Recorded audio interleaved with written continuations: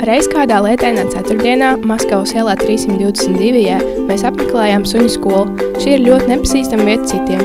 Šī ir vienīgā policijas suņu dresētava Ķengergā un tās apkārtnē. Šo dresētavu mēs izvēlējāmies, jo mūsu klasē mīļi un tuvi ir dzīvnieki.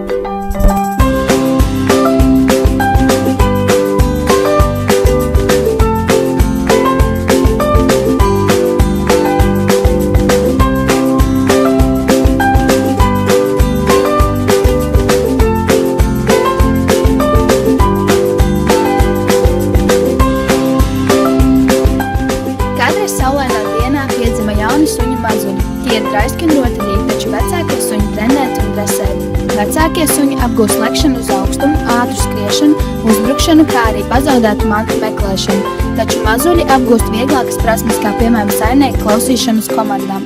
Suņi savā starpā ir ļoti draudzīgi. Pieaugušie trenētie suņi kopā ar policistu dodas dažādās izmeklēšanās, kurās meklē kādas vielas vai pazudušus cilvēkus.